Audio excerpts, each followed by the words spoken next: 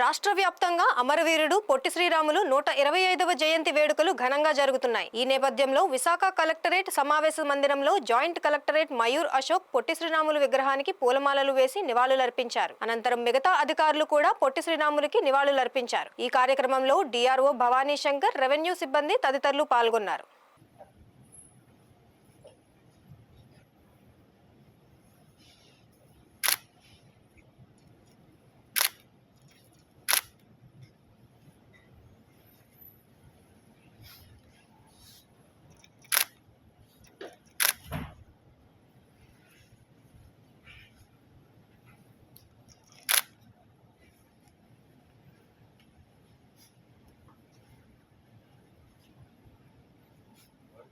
First time celebrating.